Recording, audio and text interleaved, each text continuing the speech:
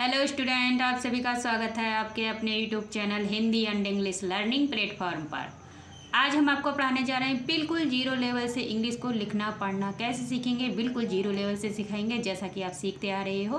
तो बिना टाइम को वेस्ट किए हुए आज की क्लास को हम स्टार्ट करते हैं। लिखा हुआ है मी, तो मैं ई मी, ये बड़ी ई की मात्रा खींच करके बोल जाती मी। तो मैं के लिए सबसे पहले लिखेंगे एम। क्या लिखते हैं? एम। अब उसी प्रकार से बड़ी ई की मात्रा के लिए लगाते हैं डबल ई। क्या लगाते हैं? Double E.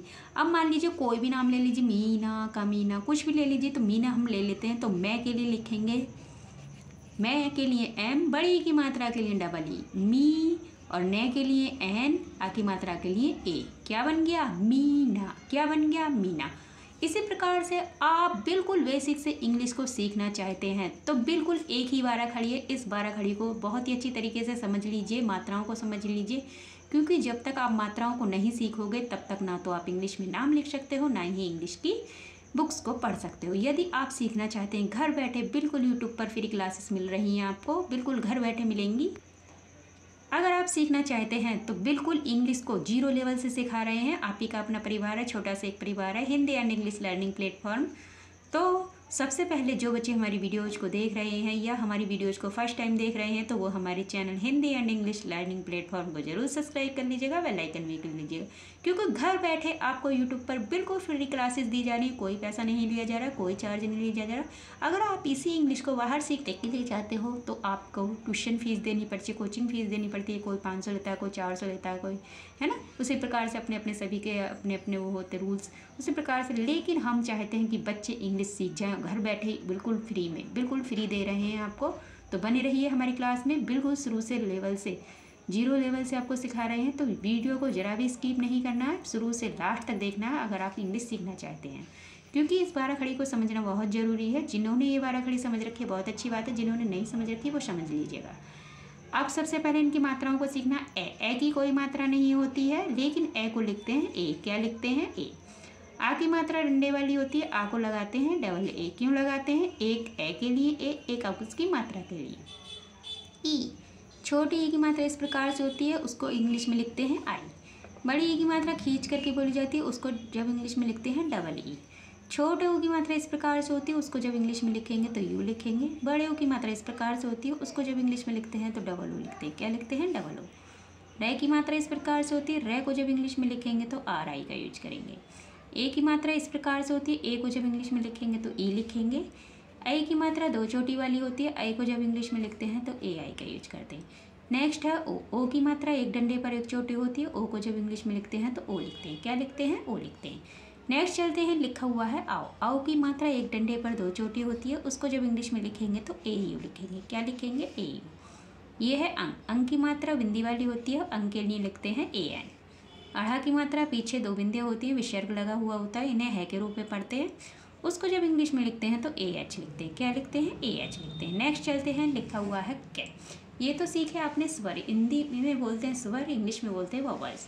अब कैसे लेकर गया तक सीखेंगे आप इसको, बारह खड़ी को। व्यंजन है, बिल्कुल बेसिक से सिखा रहे हैं, तो बने रहिए हमारी क्लास में। आपको बिल्कुल जीरो लेवल से सीखने चाहते हैं तो कहीं पर भी नहीं जाइएगा, बिल्कुल इसी क्लास में बने रहिएगा, क्योंकि कुछ बच्चों का डाउट्स था कि मैडम जी हमें तो इंग्लिश आती नहीं है, कहाँ से सीखें, कैसे सीखें, है ना।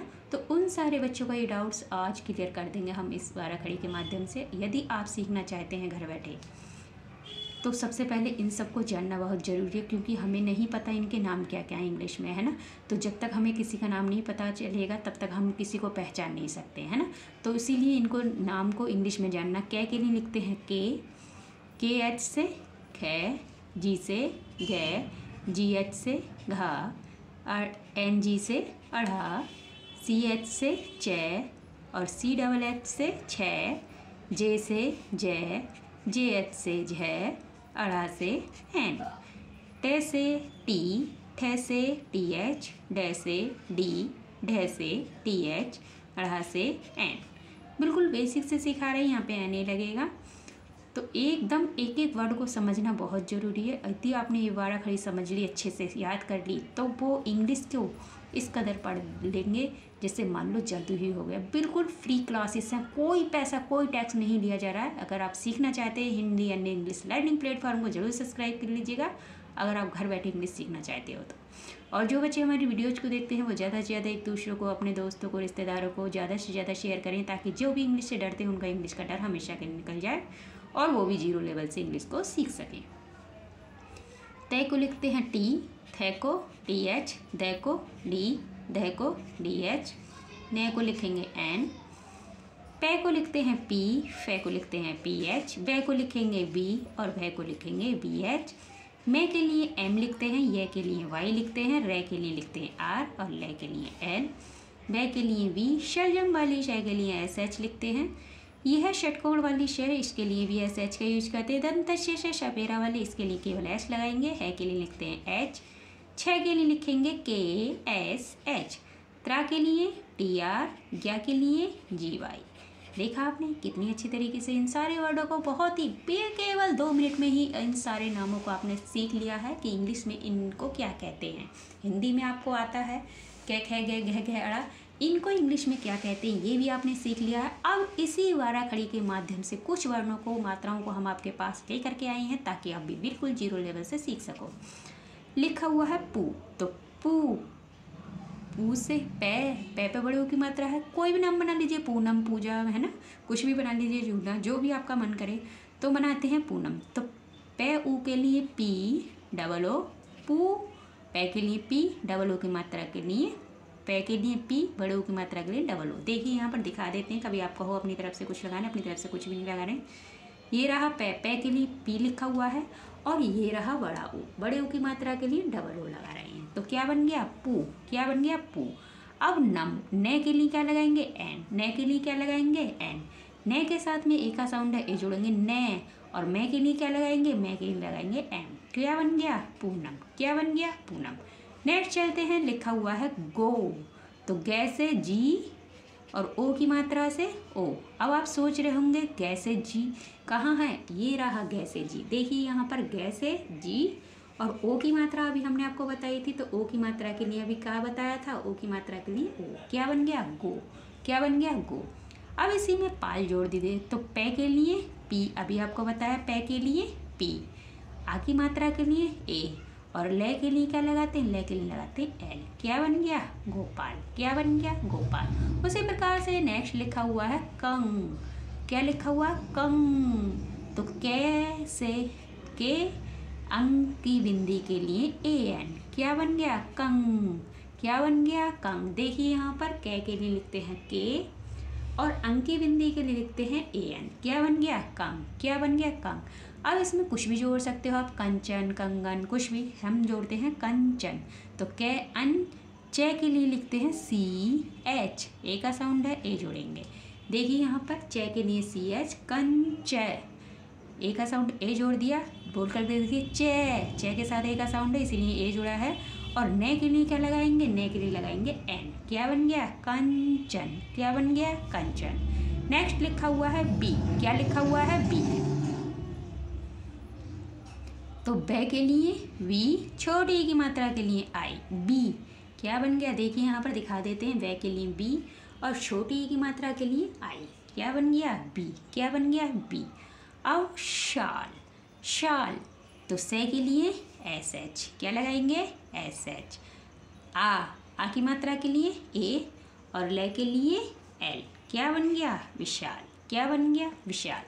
नेक्स्ट है मैं के लिए लगाते हैं AM, क्या लगाते हैं AM। अब आप सोच रहे होंगे ये मैं के लिए AM क्यों, यहाँ पर हम आपको कुछ समझाते हैं। एक बिंदी होती है चांद अंक की और एक बिंदी ये होती है अंक की। अब कै अंक, कहीं पर तो कै अंक की बिंदी को ने के रूप में पढ़ा जाता है ना, और कहीं पर मैं के रूप में पढ़ा जाता है अंक की बिंदी को। तो यहाँ पर मैं के रूप में पढ़ेंगे कंपन, क्या लिखेंगे कंपन। तो कै के लिए के और मैं के लिए क्या लगाएंगे AM, बिंदी है ये, इसको मैं के रूप में पढ़ा जा रहा है कम, कम।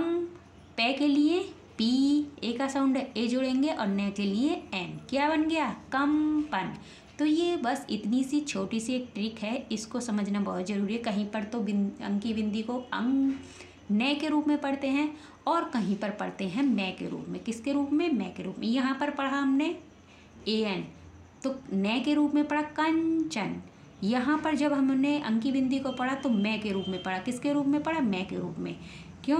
क्योंकि कंपन, कंपन बिंदी ऐसी रहेगी। मान लीजिए कंपन किस तरीके से लिखते हैं? कम के पे न, कंपन। बिंदी को पढ़ा जा रहा है मैं के रूप में।